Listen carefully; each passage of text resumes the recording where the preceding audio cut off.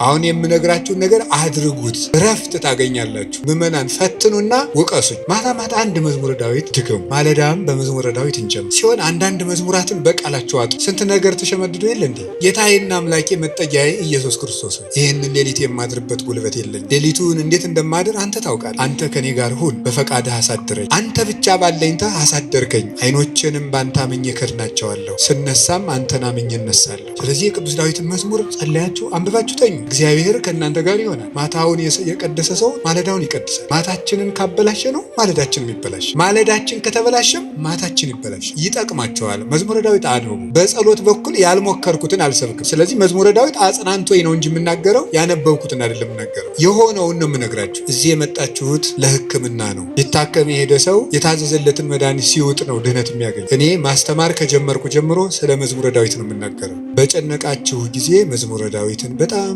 ውደዱት። መኪና ውስጥ ናችሁ 3 መዝሙር ዘምሩ። መስሪያ ቤት ገብታችሁ ወረፋ እስኪደርሳችሁ አንድ መዝሙርም ዘምሩ፣ የዳዊትን መዝሙር። ያመናችሁት ቢከዳችሁ አደጋ ወደ እናንተ እየመጣ እንደሆነ ብትሰሙ ከዳዊት መዝሙር አንድ አውጥታችሁ አንብቡ። ይገርማችኋል፣ መንገዳችሁ ሁሉ ብርሃን ይሆናል። ተስፋ ነው የምነግራችሁ። ለተስፋ ደግሞ የቅዱስ ዳዊት መዝሙር ፍጹም መሰላል ነው። ለዚህ ነው የዳዊት መዝሙር በተዘመረበት አጋንንት የሚደነግጡት፣ ልብ ሰላም የሚያገኘው። ሰው ላይ አትጠጉ፣ በሰውም አትሸበሩ፣ እግዚአብሔር ክንድ ላይ እረፉ። ያንን ደግሞ የሚሆነው መዝሙረ ዳዊት ስታነቡ ነው። ዘምሩ። ሲጨንቃችሁም መዝሙረ ዳዊት አነቡ። ደስ ሲላችሁም አንብቡ። እግዚአብሔር ደስ ሲለን እሱን ማስታወሳችንን ይፈትነናል። ሲከፋን አኩርፈን አለመውጣታችንን ይፈትነናል። ስለዚህ ሲከፋን ምንዘምር፣ እሱ ግር እንገኝ። ጥሩ ሰው በሆንኩ ቀን የረዳኝ እግዚአብሔር በረከስኩ ቀን አይተወኝም። ስለዚህ እግዚአብሔር እውነተኛ ረዳት። ሰው ግን ቀን የጣለለት ጥሎ ይሄዳል። እግዚአብሔር እውነተኛ ረዳት። ሁሉ ነገር ሲያልቅ ብቻችን ስንቀር አብሮን የሚቆም እሱ ነው። አሞት የሰነበተ ሰው ምግብ አቅምሱኝ ማለት ሲጀምር እየዳነ እንደሆነ በዚህ እንረዳል። ጽድቅ የሚርበው ሰው ነፍሱ ጤነኛ ናት። እግዚአብሔር የሚርበው፣ ማስቀደስ የሚርበው፣ ኪዳን ማድረስ የሚርበው፣ መጸለይ ግዴታ ሆኖበት ሳይሆን ርቦት የሚጸልይ፣ ጠምቶት የሚጸልይ፣ እግዚአብሔርን ፊቱን የማየት ረሃብ ያለበት እሱ ብፁዕ ነው። ጉልበቴ ሆይ እወድሃለሁ በሚል ርዕስ ነው የምንማማረው።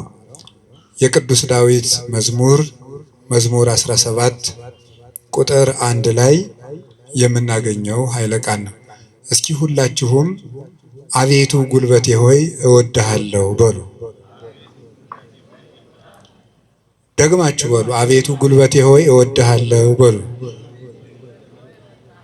ሶስተኛ አቤቱ ጉልበቴ ሆይ እወድሃለሁ። እሺ፣ መዝሙር 17 ቁጥር 1 ላይ ቅዱስ ዳዊት የተናገረው ኃይለ ቃል ነው። ሁላችሁም እንደምታውቁት ቅዱስ ዳዊት የእግዚአብሔር ፍጹም ወዳጅ ነው። በእንባው የሚታወቅ አባት ነው። ይገርማችኋል፣ በቅድስና ሰው በሚያየው የቅድስና ውበት ዳዊትን የሚበልጡ ብዙ ሰዎች አሉ። በልብ ውበት ግን ቅዱስ ዳዊትን የሚያህል ሰው የለም። ልቡ ውብ ነበረ። ብዙ ኃጢአቶችን ውጣ ውረዶችን አሳልፏል። ነፍስም ገድሏል። የሰው ሚስትም ቀምተዋል። ብዙ ኃጢአቶችን ሰርቷል። ልቡ ግን እግዚአብሔርን የሚፈልግ በእግዚአብሔር ፍቅር የተነደፈ እግዚአብሔር የሚጠማውና የሚርበው ሰው ነበር። ጌታችን ኢየሱስ ክርስቶስ በማቴዎስ ወንጌል ምዕራፍ 5 ላይ ሲናገር ብፁዓን እለ ይርህቡ በእንተ ጽድቅ፣ ስለ ጽድቅ የሚራቡና የሚጠሙ ሰዎች ንዑዳን ክቡራን ናቸው ብሎ ተናግሯል። ስለ ጽድቅ የሚራቡ ንዑዳን ክቡራን ናቸው። ይህንን ብዙ ትርጉም ያለው ሲሆን ጽድቅ የሚርባቸው ሰዎች ንዑዳን ክቡራን ናቸው ብለው ይተረጉሙታል አባቶቻችን። ብዙ ትርጉም አለው ስለ ጽድቅ የሚራቡ የሚለው። ካለ እንጀራቸው ቆርሰው አጉርሰው፣ ካለ ልብሳቸው ቀደው አልብሰው መንግሥተ ሰማያትን ለመዋጀት እነሱ ጦም እያደሩ ለወንድማቸው ለእህታቸው ረሃብ ቤዛ የሚሆኑ እነዚህ ንዑዳን ክቡራን ናቸው፣ ብፁዓን ናቸው። ሰውነታቸውን ለመግታት ቀንሰው ከፍለው በመመገብ እየጾሙ የሚራቡ ንዑዳን ክቡራን ናቸው። የእግዚአብሔርን ቃል እማር አስተምር ብለው የሚራቡ የሚጠሙ ንዑዳን ክቡራን ናቸው። ስለ መንግሥተ ሰማያት ብለው የሚራቡ የሚጠሙ ብፁዓን ናቸው። ከኃጢአት ውሃ የሚጠሙም ንዑዳን ክቡራን ናቸው። ከኃጢአት እንጀራ የተራቡም ከዚያ ነፃ የሆነ ሰውነት ያላቸው ንዑዳን ክቡራን ናቸው። የመጨረሻው ግን ጽድቅ ራሱ የሚርባቸው ሰዎች ንዑዳን ክቡራን ናቸው። ጽድቅ የሚርባቸው ሰዎች ንዑዳን ክቡራን ናቸው። አንድ ሰው በደህና ሰንብቶ ምግብ አልበላም የሚል ከሆነ በእርግጥ ሰውየው እንደታመመ በዚያ እንጠረጥራለን። አሞት የሰነበተ ሰው ደግሞ ምግብ አቅምሱኝ ማለት ሲጀምር እየዳነ እንደሆነ በዚህ እንረዳለን። ጽድቅ የሚርበው ሰው ነፍሱ ጤነኛ ናት። እግዚአብሔር የሚርበው፣ ቃለ እግዚአብሔር የሚርበው፣ ማስቀደስ የሚርበው፣ ኪዳን ማድረስ የሚርበው፣ መጸለይ ግዴታ ሆኖበት ሳይሆን ርቦት የሚጸልይ፣ ጠምቶት የሚጸልይ፣ እግዚአብሔርን ፊቱን የማየት ረሃብ ያለበት፣ የእግዚአብሔርን ፊት የማየት ጥማት ያለበት እሱ ብፁዕ ነው ማለቱ ነበር ጌታ። እንዲህ ያለች ነፍስ ካላቸው ቅዱሳን ውስጥ የመጀመሪያውን ቦታ የሚወስደው ቅዱስ ዳዊት ነው። እግዚአብሔር የሚርበው ሰው ነበር። እንዲህ ብሎ እንደተናገረ ሐሰስኩ ገጸከ ገጸ ዚአከ አሐሰስ እግዚኦ ኢትሚት ገጸከ ምኔ። አቤቱ ፊትህን እሻለሁ፣ አቤቱ ፊትህን ከኔ አትመልስ። አቤቱ ፊትህን እፈልጋለሁ፣ ከባሪያህም ተቆጥተህ አትራቅ። ኃጢአቴ ክፉ ቢሆንም እንኳን በኃጢአቴ ተቆጥተህ አትራቀኝ፣ ፈጣሪ ቸል አትበለኝ እያለ የእግዚአብሔር ፊት ይርበው ነበር። ወከመ ያፈቅር ኃየል ሀበ አንቅዕተ ማያት ከማሁ ታፈቅር ነፍሴ ሀበ እግዚአብሔር አምላኬ። ዋልያ ወደ ውሃ እንደሚናፍቅ ሰውነቴ እግዚአብሔርን ተጠማች። ሲሳዬ ኮነኒ አንብዕየ የፈጣሪን ፊት ያለው ብዬ የማለቅሰው እንባዬም ምግብ ሆነኝ። ወተሐውከት እማት ዓይኔ ይላል በሌላው። ዓይኖቼ ያንተን ፍርድ ከመፍራትና ፍቅርህን ከመፈለግ የተነሳ እንደ ተቆጡት ልጅ ብክን ብክን አሉ። ወአራስኩ ምስካቤ ወበአንባዬ አራስኩ ምስካቤ በእንባዬም አልጋዬን ምንጣፌን አርሰዋለሁ ያለ ይናገራል። በሌላኛው የመዝሙር ክፍሉ ደግሞ አምላኬ አምላኬ እገይስ ሀቤከ፣ ፈጣሪ ሁልጊዜ በእግረ ልቡና ወደ አንተ ገሰግሳለሁ። ጸማት ነፍሴ ለከ፣ ሰውነቴ አንተን ተጠማች። ማይዜ እበጽሕ ወእሬይ ገጾ ለአምላኬ፣ ደርሼ የፈጣሪን ፊት የማየው መቼ ነው ይላል። እስከ ማይዜኑ እግዚኦ ትረሳኒ ለግሙራ፣ አቤቱ ፈጣሪ እስከ መቼ ትዘነጋኛለህ? ደክማ አይንቴ እንዘ ይብላ ማይዜ ትመጽእ ሀቤ፣ ዓይኖቼ መቼ ወደ እኔ ትመጣለህ እያሉ አንተን በመጠባበቅ ፈዘዙ ደከሙ። ማይዜ ትመጽእ ሀቤ፣ ወደ እኔ የምትመጣ መቼ ነው? ወአሐውር በየዋህተ ልቤ ማእከለ ቤቴ፣ አንተን በመጠበቅ በልቡና ቅንነት ጸንቼ እጠብቅሃለሁ። እግዚአብሔር እድል ፈንታዬ ጽዋ ተርታዬ ነው። ያለ እግዚአብሔር ምግቡ፣ እግዚአብሔር ልብሱ፣ እግዚአብሔር መጠጡ ነበር። ፈጣሪ ወበምስካቤኒ እዜከረከ፣ ሳንቀላፋም አንተን እያሰብኩ አንቀላፋለሁ። በመኝታዬም አስብሃለሁ። ፈጣሪ አንተ ብከ ተገደፍኩ እማይፀን በእናቴ ማህፀን በአንተ አምኜ ተጣልኩኝ። አንተ አምላኬም ከርሰ አምላኬ ፈጣሪ በእናቴ ማህፀን ሳለሁ አንተ አምላኬ ነህ። እናቴ የበላችው ተጭኖ የጠጣችው አንዝዞ እንዳይገለኝ የጠበቅከኝ ከእናቴ ማህፀን ጀምሮ አባቴና እናቴ የእውነተኛ ረዳቴ መጠጊያዬ አንተ እግዚአብሔር ነህ። እግዚአብሔር ብርሃኔና መድኃኒቴ ነው። እግዚአብሔር ያበርሊተ እግዚአብሔር ብርሃኔ መድኃኒቴ ነው። ምን ያስፈራኛል? እግዚአብሔር ምእመና ለሕይወቴ ወምንትኑ ያደነግጸኒ። እግዚአብሔር የሕይወቴ መታመኛዋ ነው። ምን ያስደነግጠኛል? እመኒ ሮዱን ይጸባይት ወመኒ ጸባአኒ ተአይን እየፈራሃኒ ልቤ። ሀገር ተነስቶ በእኔ ላይ ቢከበኝ ልቤ አይደነግጥብኝም፣ በእግዚአብሔር እታመናለሁ እና።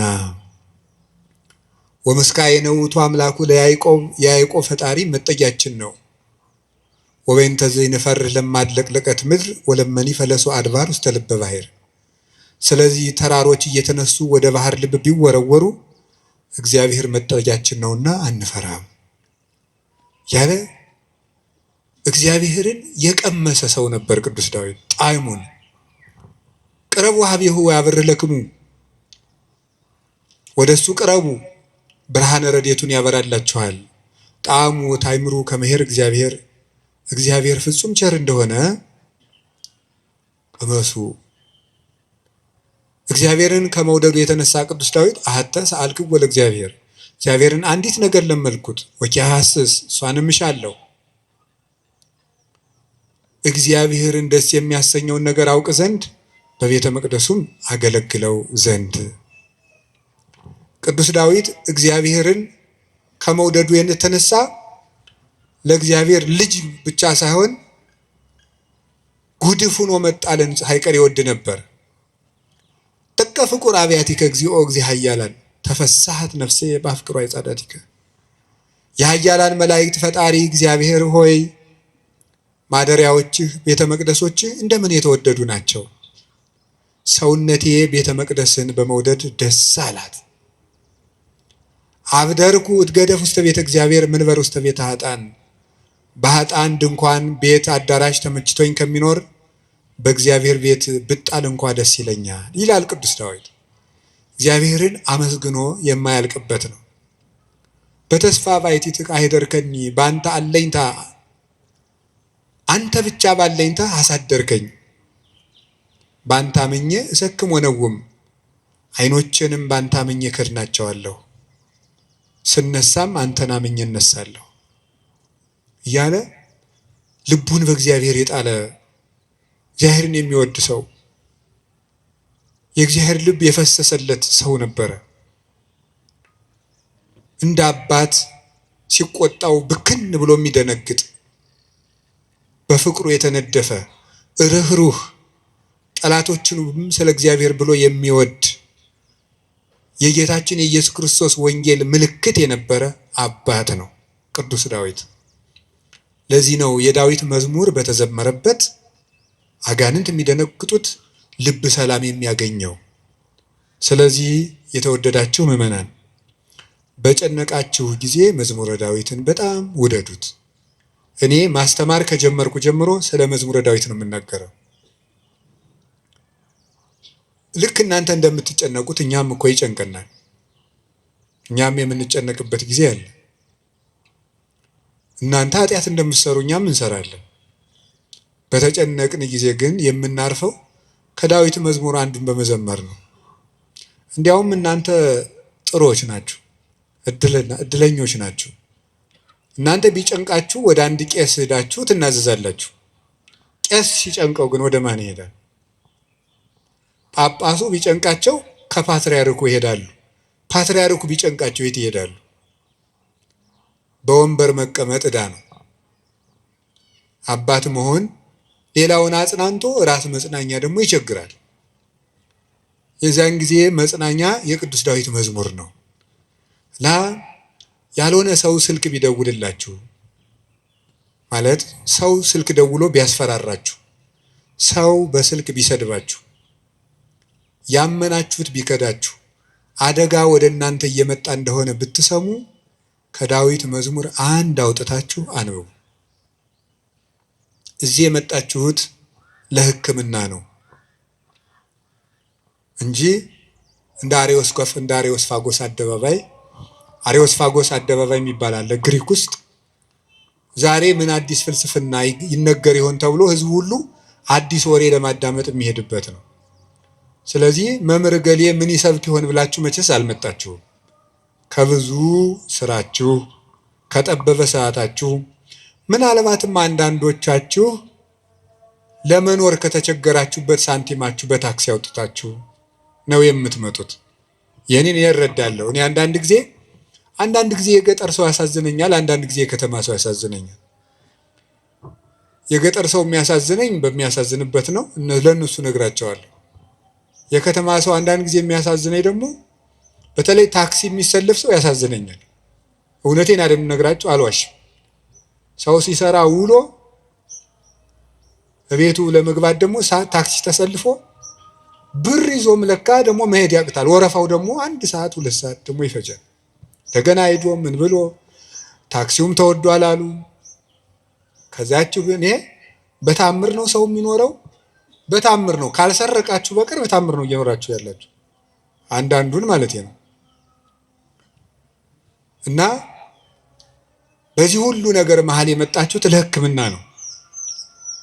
ሊታከም የሄደ ሰው የታዘዘለትን መድኃኒት ሲውጥ ነው ድህነት የሚያገኘው። አሁን የምነግራችሁን ነገር አድርጉት፣ እረፍት ታገኛላችሁ። በተጨነቃችሁ ጊዜ ሞባይላችሁን ከፍታችሁ የሆነ ነገር ወደ ማዳመጥ አትሂዱ።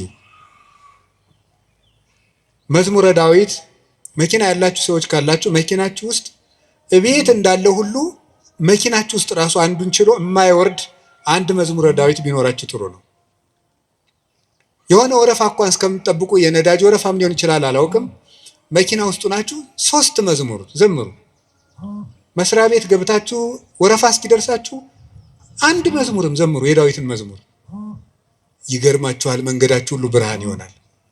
እውነቴን ነው የምነግራችሁ። መቼም ስብከት ድራማ አይደለም። በቅድስና ህይወታችን አባቶቻችን አንመስልም። በእውነት እኔ በግሌ ብዙ የጎደፉ ኃጢአቶች ይኖርብኛል። ግን በጸሎት በኩል ያልሞከርኩትን አልሰብክም። ስለዚህ መዝሙረ ዳዊት አጽናንቶኝ ነው እንጂ የምናገረው ያነበብኩትን አይደለም የምናገረው።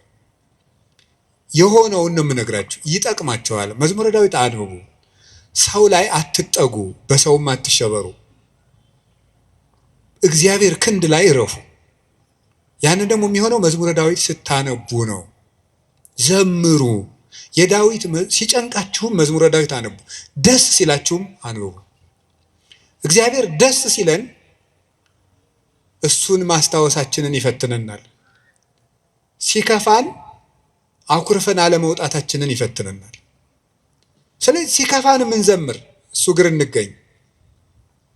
ምንድነው? ሴት በሚያስጨንቅ ስቃይ ተወልዳለች፣ ወልዳ ስትጨርስ ከባሏ እግር ትገኛለች ይላል። ኦሪት ዘፍጥረት ያለው አይደለም? በምጥ ወልደሽ በስቃይ ወልደሽ ፈቃድሽ ወደ ባልሽ ይሁን ያለ። በስቃይ ትወልዳለች፣ ወልዳ ስትጨርቅ ከባሏ ጋር ትውላለች። ይሄ ማለት አንዲት ነፍስ በመከራ ተጨንቃም ከሙሽራዋ ክርስቶስ እግር ነው መገኘት ያለበት። ትርጉሙ ይሄ ነው፣ መንፈሳዊ ትርጉሙ።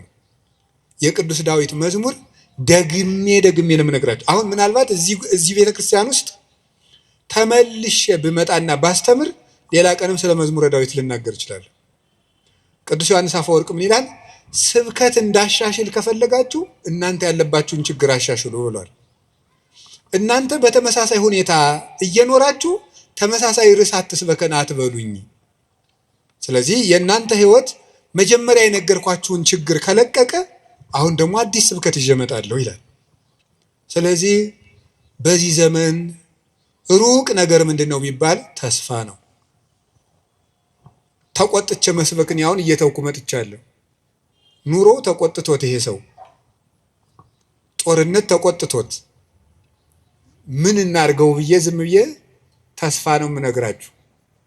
እና ለተስፋ ደግሞ የቅዱስ ዳዊት መዝሙር ፍጹም መሰላል ነው። ምዕመናን ፈትኑና ውቀሱኝ። ማታ አንድ መዝሙረ ዳዊት ድገሙ። ከመተኛታችሁ በፊት እንደው 1 ሰዓት 2 ሰዓት 3 ሰዓት በቃ ከስልካችሁ ፍሪ መሆን አለባችሁ። ዛሬ መዝሙረ ዳዊት አንብቡ።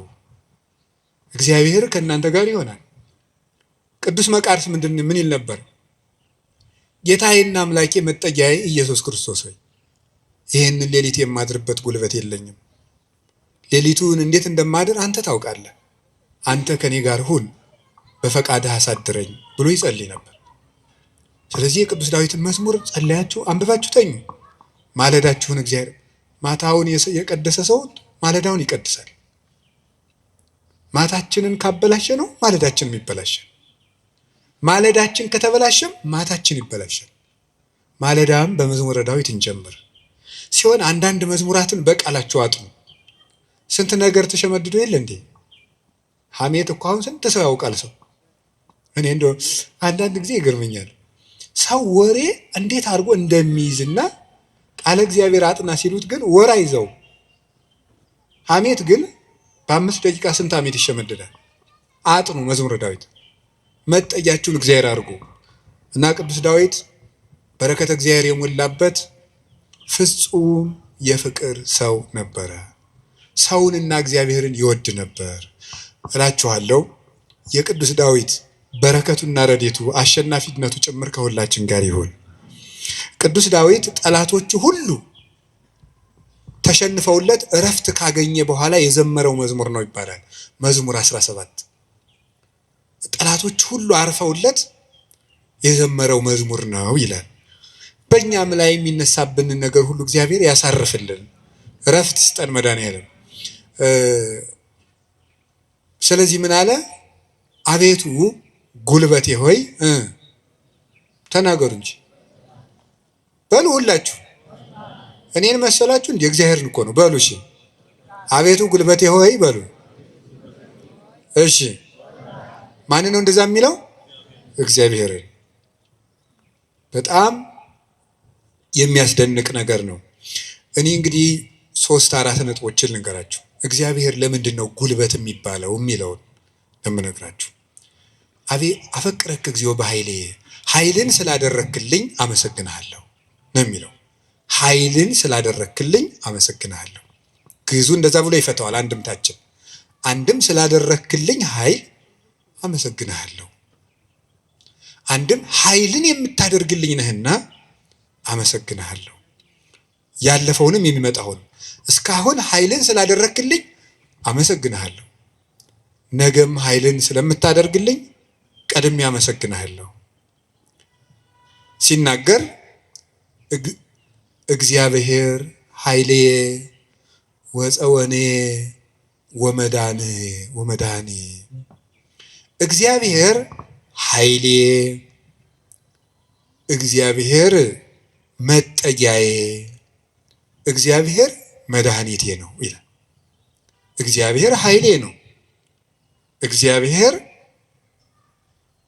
መጠጊያዬ አምባዬ ነው፣ እግዚአብሔር መድኃኒቴ ነው። ሊቃውንት ሲፈቱት እግዚአብሔር ብዋጋ ማሸነፊያዬ ጋሻዬ፣ ብሸሽ መጠጊያዬ ነው ይላል። ሰልፍ በመጣ ጊዜ ድል የምነሳበት እሱ ነው፣ በሸሸው ጊዜ የማመልጥበት መጠጊያ እሱ ነው፣ የሚያድነኝም እሱ ነው የሚለውን ሊቃውንት ሲተረጉሙት የማያድን አምባ አለና ይላሉ። የማያድን አምባ አለና እግዚአብሔር ግን የሚያድን አምባ ነው ይላል። ብዙ ሰዎች የተጠጉበት አምባ ሁሉ አላዳናቸውም። አይታችሁ እንደሆነ ማለት ነው። እየሰማችሁ ነው? አዎ። የተጠጉበት አምባ ሁሉ አላዳናቸውም። እንዲያው ብዙ ሰዎችን ሰው ሲያሰቃዩ የነበሩ ነገስታትን ሁሉ አንዳንድ ጊዜ ነገስታትን፣ ኃያላን ሰዎች ንፉግ ባለጸጎች፣ እነዚያን ሁሉ ታሪክ እንደ ቁጭ ብዬ ሳስበው ብዙዎቹ ያ ነገራቸው እንዳጠፋቸው ነው የምታዩት። ጉድጓድ ውስጥ ከተማ ሰርተው የሚኖሩትን ሁሉ መርምሮ አውጥቶ አንጠልጥሎ የሚገል ጥሎባቸዋል። ሁሉንም ማለት ነው። የማያድን አምባ አለና 100 ኪሎ ሜትር የምድር ውስጥ ከተማ ቢሰራ አንድ ሰው አይድንም። እግዚአብሔር ፊት ከሆነ ግን መሀል ላይ እዚህ መሀል ከተማ ላይ ምንም አይሆንም። በህዝብ መሀል ተሰውሮ ምንም አይሆንም። አቡነ ገብረ መንፈስ ቅዱስን አንዱ መነኩሴ ሂድና ጾም እንዲህ ያለ ቤተክርስቲያን ቅዳሴ ቀድሰን አሉት። አይ እንዴት አድርጎ ይሆናል? መነኩሴው በአብይ ጾም ከተማ ለከተማ እየዞረ ይሉኛል አሉ። ምዕመናን ከባዶች ናቸው እኮ ለማማት አይደለም። እኔ ግን ምዕመናን አንድ ነገር መናገር እፈልጋለሁ። እሱ ምንድን ነው? እኔ አሁን እግዚአብሔር ጸሎታችን አልሰማን ያለ የሚመስለን በካህናት ላይ ያላችሁ እምነት እየቀነሰ ስለመጣ ነው። እውነት ነው፣ እኛ ኃጢአት እንሰራለን። ግን ኃጢአታችን ለራሳችን ትታችሁት እናንተ በእግዚአብሔር ብታምኑ ትጠቀሙ ነበር። ግን ነውር ለቃሚ ሆናችኋል። ከዚያ የተነሳ አትጠቀሙ። ጉልበታችን መምጣት ያለበት ወደ እግዚአብሔር እንድንጠቀም መጠጊያ ማድረግ ያለብን እግዚአብሔርን ነው። የዘመን ጉዳይ እንጂ ማንም ሰው ከእግዚአብሔር ተለይቶ የተጠጋበት አምባ ሁሉ አይረባውም፣ አይጠቅመውም። ከእግዚአብሔር የተጠጋ ግን ይኸው ኤልዛቤልን ታውቋታላችሁ አይደለም? ናቡቴን እንደዚህ አድርጋ አስገድላ፣ እሷ ግን በግንብ የተሰራ ምርጥ ቤት በዘመኑ ድንጋይ ተወርሮ የማይፈነቅለው ቤት በሙሉ ሰርታ፣ ሰረገላ የማይገባበት ቤት ፈርሳ፣ በጦር የማይወጋ ቤት ሰርታ፣ ይገርማችኋል፣ ገለው አውጥተው በመስኮት ነው እንዲያውም ጎትተው የጣሏት። ደሟንም ውሻ ነው የላሰው። መጽሐፍ ቅዱስ ይናገራል። የሚያድን አምባ እግዚአብሔር ነው። የሀብት አምባም አያድንም፣ የዘመድ አምባም አያድንም፣ የጦር የሰረገላ አምባም አያድንም። አንድ ሰው ብዙ ቀን ክፉ ነገር አልደረሰበትም ማለት መጨረሻው ያምራል ማለት አይደለም። ጽዋው ሞልቶ እስኪፈስ እግዚአብሔር ሊታገስ ይችላል። ትዕግስቱን የፈጸመለትና ሰው በቸርነቱ መጠቅመጥ ያቃተው ዕለት ግን የፍርዱን ጽዋ ይቀዳዋል። የሚያድን አምባ እግዚአብሔር አምባዬ ነው፣ ተጠግቼ የማልፍበት የሚያድን አምባዬ እግዚአብሔር። ዘመድም ስልጣንም ወገንም የጓደኛ ብዛትም መሳሪያም አያድንም፣ የሚያድነው እግዚአብሔር ነው። ለዚህ ነው ኃይሌ ወፀወኔ ብሎ ወመድኃኔ የጨመረበት። የሚያድን አምባዬ አምላኬ ረዳኤ ወቱ የከልቦቱ፣ ፈጣሪዬ እውነተኛ ረዳቴ ነውና እታመንበታለሁ። እውነተኛ ረዳቴ ነው ብሏል። እውነተኛ ረዳቴ ነው ሲል እውነተኛ ረዳት ማለት ምን ማለት ነው? እውነተኛ ረዳት ለምሳሌ አሁን ሰው እንጀራ አብልቶ እያበላ ብር ሰጥቶ ብር የሰጠውን ሰውዬ ቪዲዮ ይቀርጻል። ልብስ አልብሶ ቪዲዮ ይቀርጻል። አሁን ደግሞ በእነዚያ ሰዎች ላይም አትፍረዱ። እንደዚህ ስላችሁ አንድ ሰውዬ ነበር ቅዱስ ዮሐንስ አፈወርቅን ሂዶ እንዲህ ያለው፣ መምህር ሆይ ምጽዋት መመጽወት እወዳለሁ፣ ስመመጸውት ደግሞ ስመሰገን ደስ ይለኛል። ስለዚህ ውዳሴ ከንቱ ካለበት ጽድቁ አይጠቅመኝም ማለት ነው። ምጽዋቱን ልተወው ትላለህ ወይስ እንዴት ታላድርግ አለው። ተወው አለው። አይ ምጽዋቱን ተወው ካልከኝ ማነው ውዳሴ ከንቱን ተወው ካልከኝ ምጽዋቱን ምተዋለሁ አለው። በል እንግዲህ ከነ ውዳሴ ከንቱ መጹት አለው። ምክንያቱም ሰው አዝመራ ዘርቶ ምንም ባይጠብቀው ለእሸት ያህል ጥቂት አያጣም። አንተም ከነ ውዳሴ ከንቱ ስጥ ዝም ብለህ፣ እግዚአብሔር በረዴቱ ዋጋ አይነሳህም አለው። ስለዚህ እገሌ መመስገን ፈልጓል አትበሉ። ይፈልግ፣ እኛ ምን አገባን? ይፈልግ ማለት የፈለግኩት ግን እውነተኛ ረዳት የተባለው በመርዳቱ የማይመካ እግዚአብሔር ነው። በመርዳቱ አይመካም። ገብቷችኋል አይደል? አንዳንድ ሰው ሱሪ ገዝቶ አቀማመጣችሁን ሁሉ ኦዲት ማድረግ ይጀምራል። ሱሪ ከገዛላችሁ አንተ ጭቃ ላይ ለምን ትቀመጥ የሚል ሱሪቱን እያየ ነው እሱ ስለገዛ ሊል ይችላል ነው። እኔ ያላየው እንደዛ የሚያደርግ ሰው አይቻል አውቅ እንደሱ ነው የምታደርገው የሚል ማለት ነው። በይፋ መከራ የሚያለ እውነት የሚመጻደቅ ኧረ እንረጋጋ። በማን ላይ ነው ለዚህ የበቃን? አናውቅህም፣ ውሃ ቀቅለህ የምታድር አልነበርክም የሚል ሰው አለ። እንደዚህ ጠቅ የሚያደርግ በነገር መርሽ። እግዚአብሔር እንደዚያ በአሽሙር አይወጋም ሰጠው ብሎ እውነተኛ ረዳቴ ነው ያለው እሱ ነው። እግዚአብሔር ሳይሰለች ይረዳል። ሳይሰለች ይረዳል። ሁልጊዜ ነው የሚረዳው። እግዚአብሔር ምንድነው የምትሉት? አንኮንዲሽናል ላቭ ነው የምትሉት መሰለኝ አሉ። የእግዚአብሔር ፍቅር ሁኔታ የለውም ማለት ምን ማለት ነው? ጥሩ ሰው በሆንኩ ቀን የረዳኝ እግዚአብሔር በረከስኩ ቀን አይተወኝም። ስለዚህ እግዚአብሔር እውነተኛ ረዳት ነው። ሰው ግን ቀን የጣለለታ ጥሎ ይሄዳል። እግዚአብሔር እውነተኛ ረዳት ነው። ሁሉ ነገር ሲያልቅ ብቻችን ስንቀር አብሮን የሚቆም እሱ ነው። የእግዚአብሔር ቤተሰቦች እግዚአብሔር እውነተኛ ረዳት ነው ማለት እሱ ነው። መርጦ አይረዳም። እግዚአብሔር አሽቃብጡልኝ አይልም። አሁን እኮ በጣም እኔ እንደው አንዳንድ ጊዜ ይገርማል።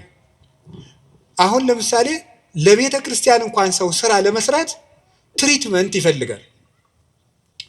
እንዲህ ይባላል እኒህ አቶ ገሌ በእውነቱ ለዚህ ቤተክርስቲያን ዋና ቀኝ እጅ ናቸው ካልተባለ ደስ አይለውም ሰው። ይሁን እኔ እንግዲህ እዚህ የዚህን ደብር አላልኩም፣ ኦል ኦቨር ዘ ወርልድ ነው። ገብታችኋል አይደለም? የዚህን ደብር ማለት ሳይሆን በቃ በአጠቃላይ ሰው እኔንም ጨምሮ ማለት ትሪትመንት በቃ ኮሚኒኬሽኗ ካላማረች ወይ አለቃው ወይ ሰባኪው ወይ መምህሩ ገብረ ስላሴ ወለተ ስላሴ መጣችሁልን አልተባለ አይሆን። እግዚአብሔር እንደዚያ አይደለም የሚለው። አሁን ዝም ብለህ መተህ እግዚአብሔር ሆይ ሳንል ዝም ብለን እንዲሁ ቆም ምብንል ይሰማል፣ ልብን ያዳምጣል እግዚአብሔር። እለትሰምዑ ለሆሳሰ ልብ። ቆይ በኋላ የኔታ ይሉላቸዋል መላከ ገነት። እኔ በዚህ በጩኸቱ ዓለም ስለሌለውበት እሳቸው ይሉልናል። ይሄ መልካ ሕማማትና በጣም ደስ ይለኛል። ስለ ስላሴ የሚነገር ነውና እለትሰምዑ ለሆሳሰ ልብ። ደስ ሲል ስላሴ የልብን ሹክሹክታ የሚሰሙ የልብን አፍን አይተው ሳይሆን ነገር አሳምሮ ተናግሮ። እኛ እኮ ኮሚኒኬሽን ስኪል ተብሎ ኮርስ እየተሰጠን ነው። ሰው የሚወድልህ ወግ እንዴት አድርገህ ታዋጋለህ ነው ጨዋታው። መከራ አድርገህ ማዳመጥ አንዱ ስኪል ነው ምናምን። የሰዎችን ጥቅም አስቀድም፣ ምንትስ እንደዚህ በል፣ የቃላት ምርጫ ይኑርህ። እግዚአብሔር እንደዚያ ሳይል ጥሩ አድርገው ተናገሩ። ፍልስፍና ተምረዋል፣ ዲግሪ አላቸው፣ አነጋገር ይችላሉ። መግቢያው እንዴት ነው? ሀተታውሳ ኮንክሉዥኑ ጥሩ ነው አይልም። እግዚአብሔር ልብን ይሰማል። ልብን የሚሰማ እግዚአብሔር ነው። ሐና የሳሙኤል እናት ሐና ምንም እኮ ነገር አላለችም። በልቧ ነበር የምታተኮትኩ። እግዚአብሔር የልቧን ይሰማት። እግዚአብሔር የልቧን ይሰማት። ሌሎችም እና እግዚአብሔር ልብን ያያል፣ ሰው ፊትን ያያል የተባለ ለዚህ ነው። አንዳንድ ጊዜ እውነቴን ነው የምነግራችሁ፣ መታችሁ የምትሉት ከጠፋችሁ ብትችሉ ዝም ብላችሁ የአባታችሁ ቤት አላለ ቁሙ። ዝም ብላችሁ እዚህ ገብታችሁ ራሱ አንዳንድ ጊዜ ጭንቀት ይበዛና ቃላት ያጥርና ኃጢአት ይደራረብና አፍን መክፈት ያቅታል። ገብቶ ዝም ብሎ ቢቻል ማልቀስ ጥሩ ነው። እግዚአብሔር ከሺህ ቃላት አንድ ዘላላ እንባን ይወዳል። እዚህ ገብቶ ማልቀስ እና እግዚአብሔር እውነተኛ ረዳቴ ነው። ወረት የሌለው ትናንት ረድቶ ዛሬ ችል የማይል አፍላ የሌለው በሌላ ፍቅር የማይወሰድ ወዳጅ የማይለውጥ ስንለወጥ የማይለወጥ አባት እግዚአብሔር ነው። ደግሞ የማይደክመው የማይሰለች ለሁሉም የሚበቃ አባት እግዚአብሔር ነው። እኔ ለምሳሌ አሁን እንዳንድ የቤተ ክርስቲያን መነኩሴ አሁን ለምሳሌ 3 ሰዎች ሊያነጋግሩ ቢፈልጉ 3 ሰዎች እንዳነጋገርኩ መሽቷል ደህና ደሩ ቤት። እግዚአብሔር ይሄን ሁሉ ሰው በአንድ ጊዜ ይሰማል። አዲያ እውነተኛ ረዳት አይደለም ነው። አንድ የቤተ ክርስቲያን አባት በጣም ትልቅ ሰው ቢሆን ሁልጊዜ ከሌሊቱ 6 ሰዓት ብትደውሉበት አንተ ስራ የለም ስራ አትይዝም በዚህ ሰዓት ይደወላል ሊሉ አይችሉም ይላሉ። እግዚአብሔር መንፈቀ ሌሊት ብንጠራው አለ። እግዚአብሔር ሊነጋ ሲል ብንጠራው አለ። እግዚአብሔር የትም ሆነን ብንጠራው አለ። ገደል ውስጥ ብንጠራው አለ። የረከሰ ቤት ውስጥ ሆነን ብንሰራው ምንድነው ሌሊት በምንጣፌ ላይ ሳለው ነፍሴ የወደደችውን ፈለግኩት ይላል መኃልየ ሰሎሞን ላይ። እና ይሄን ምንጣፍ የሚለውን ሊቃውንት ሲተረጉሙ ይላሉ በኃጢአት አልጋ ውስጥ ተዘፍቄ ሳለው ፈጣሪዬን አሰብኩት ነው። ውድቀት ውስጥ ሆነን ብንጠራው እግዚአብሔር ይሰማል። እግዚአብሔር እውነተኛ ረዳቴ ነው ያለው ለዚህ ነው። ምእመኔ ወቀርነ ሕይወቴ፣ የምታመንበት የሕይወቴ መመከቻ ቀንድ እግዚአብሔር ነው። ሶበ ጽዋይ ክወል እግዚአብሔር እድህንም ጸሬ፣ ፈጣሪ እግዚአብሔርን በጠራሁት ጊዜ ከጠላቶቼ እድናለሁ። ይህንን ይዞ ሰሎሞን የእግዚአብሔር ስም የጸና ግንብ ነው ይላል። መጠጊያ የእግዚአብሔር ስም ነው። የእግዚአብሔር ስም ሲጠራ እግዚአብሔር የሚል ስም ሲጠራ ምድርና ሰማያት ይደነግጣሉ። ኢየሱስ የሚል ስም ሲጠራ ምድርና ሰማያት ይደነግጣሉ። ፊልጵስዩስ ምዕራፍ 2 ላይ አለላችሁ ከመለስሙ ለእግዚእነ ኢየሱስ ክርስቶስ ይስግድ ኩሉ ብርክ ዘውስተ ሰማይ ወዘውስተ ምድር ወዘበታሕት ያለ ምድር። ለኢየሱስ ክርስቶስ ስም በሰማይና በምድር ከሰማይ በላይና ከምድር በታች ያለ ጉልበት ሁሉ ሊንበረከክ ይገባል። ለአንድ መነኩሴ ገዳም ሲገባ ከሚሰጠው ትምህርት አንዱ የኢየሱስ ክርስቶስን ስም መላልሰ መጥራትን አታቋርጥ ነው የሚባለው። የኢየሱስ ክርስቶስን ስም ኢየሱስ ክርስቶስ ጌታዬ ኢየሱስ ክርስቶስ ወይ ማረኝ ብዙ ቀን እናገራለሁ። እንዲህ ኢየሱስ ክርስቶስ የሚለው ስም ዝም ብሎ የሚቀር ስም አይደለም። ዲያብሎስ የሚፈራው ኢየሱስ የሚለውን ገና ሳይጨርሰው ቅዱስ እንጦንስ ነበር የከበቡት አጋንንት የተበተኑት። በገድለ ቅዱስ እንጦንስ እንደተጻፈ ክርስቶስ ኢየሱስ አማኑኤል እግዚአብሔር ብሎ መጥራት ዝም ብሎ አይደለም። በፍቅር ጥሩት፣ ጉልበት ይሆናቸዋል። ስለዚህ ጉልበቴ ሆይ እወድሃለሁ ያለው ከዚህ የተነሳ ነው። የእግዚአብሔርን ስም በጠራሁት ጊዜ ከጠላቶች እድናለሁ። ፈሪ አትሁኑ፣ ጠንቋይ አትፍሩ። ውሸታም ነው ጠንቋይ፣ አትፍሩ። ምናልባት እደግምባችኋለሁ ምናምን ቢል ምንም አትፍሩ። አሁን ይሄ ድሮማ ምን ያደርገ ይሄ ጠንቋዩ ሁሉ ጨው በቂጣ ቅቤና በርበሬ አንድ ላይ ሆኖ በገጠር በነገራችሁ ላይ ጨው የሚባል በርበሬ ነው እና በጣም ይገርማል። እና በጨው እንጀራ በላው ካልክ ሳልት አይደለም እንትን ነው በርበሬ ነው። እና በጨውና በቅቤ የተቀብቶ ቂጣ ያንን ያዞሩና አጋንንቱ ምናምን ብለው ደጋሞ ቱቱቱቱ ብለው መንገድ ላይ በቃ እያማተበ መብላት ቄስ ተማሪ ተመስገን እያለ በስመ አብ ወወልድ ወመንፈስ ቅዱስ ግጥም አድርጎ ነው። የሰይጣን እንጀራ የለውም። ማን አባቱ ነው ለሰይጣን እንጀራ የሰጠው? ይቅርፋት አምዳ ምንም የለውም። ማምላክን ሰይጣን ደግሞ የት አባቱ ነው እንጀራ ያለው? ደግሞ እሱ መቼ የቆፈረውን መቼ የፈጠረውን እንጀራ ነው። እንጀራን ለሰይጣን አትስጡ፣ ለምንም አትስጡ። አትደንግጡ። በእስራኤል ላይ ጥንቆላ በያዕቆብ ላይ ሟርት አይሰራም አይደለም ነው የእግዚአብሔር መጽሐፍ እንደዚህ ነው። የእግዚአብሔር ስም የጸና ግንብ ነው። እኔ ሁልጊዜ እናገራለሁ፣ የካህናት ስልጠና ስሰጥ እናገራለሁ። ምናልባት ድግምት የሚችል ሰው ካለ ጀግና እለዋለሁ፣ ይድገምብኝ ብዬ አውቃለሁ። አሁንም ይቻላል። እንደ ወንድ የሆነ ጀግና በዓለም አለ የተባለ ጠንቋይ ይድገምብኝ ብዬ አውቃለሁ። ይኸው አሁንም የምትሰሙ ካላችሁ ድገሙብኝ። እኔ በጌታችን በመድኃኒታችን በኢየሱስ ክርስቶስ ስም ፍጹም አምናለሁ። ምግባሬ ከሰው ድሃ ሊሆን ይችላል።